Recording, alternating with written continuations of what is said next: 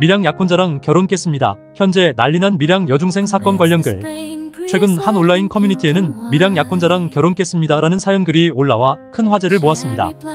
해당 글 작성자 A씨는 약혼자와의 4년 연애 끝에 오는 10월 결혼을 앞두고 있었으나 너무나도 충격적인 사실을 알게 돼 파혼했다고 털어놨습니다.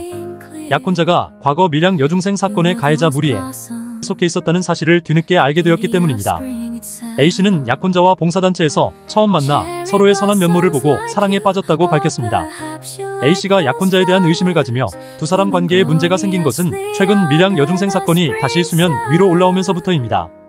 A씨와 그의 가족은 밀양 여중생 사건에 굉장히 큰 분노를 느꼈다고 합니다. A씨 막내 동생이 과거 지속적인 성추행, 피해를 당한 끝에 좋지 않은 선택을 한 아픔을 갖고 있었기 때문입니다.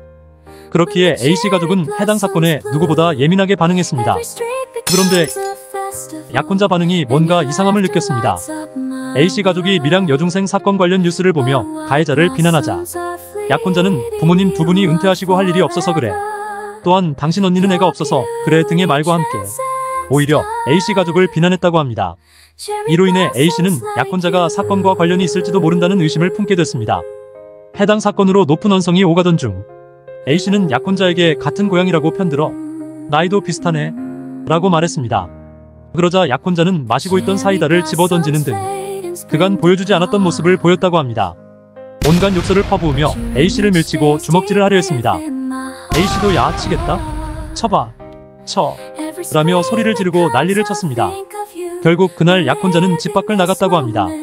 A씨는 약혼자의 태도에 무서움과 두려움을 느꼈고 결국 언니와 함께 약혼자의 과거를 조사하기로 했습니다. 언니는 약혼자가 실제로 그 사건에 연루됐는지 확인할 필요가 있다고 했습니다. 고향이 밀양인 점, 나이대가 가해자들과 비슷한 점, 사건에 예민하게 반응한 점이 수상하다는 것입니다. 결국 A씨는 약혼자에게 직접적인 확인을 요구했습니다. 약혼자는 처음에는 강하게 부인했지만 결국 사건 당시 무리에 속해 있었음을 인정했습니다. 약혼자는 44명 중 1명은 아니었지만 무리 중 한 사람으로 사건과 관련이 있었다는 사실을 시인했습니다. 이 말을 들은 A씨는 약혼자와의 관계를 정리했다고 합니다. A씨는 단순히 약혼자가 밀양 출신이고 나이대가 비슷해서 파혼한 게 아니라고 했습니다. 약혼자가 가해자를 두둔하고 가족의 아픔을 이해하지 못하는 태도를 보였기 때문이라고 강조했습니다. A씨는 김모모, 너 매일 친구들 이름 찾아보지 않나? 그래서 여기다 글을 쓴다. 가해자 44명에 안 들어간 게 잘한 거냐? 인생 똑바로 반성하면서 살아라며 글을 마무리했습니다. A씨는 자신이 최초 작성한 원글을 얼마 있지 않아 삭제했지만 해당 글이 사실이란 점을 입증하기 위해 약혼자와 주고받은 카카오톡 대화 메시지를 캡처해 공개했다고 합니다. 최근 한 유튜버가 20년 전 밀양 여중생 사건 가해자들의 신상을 잇따라 공개하면서 이 사건은 다시 세간의 주목을 받고 있죠.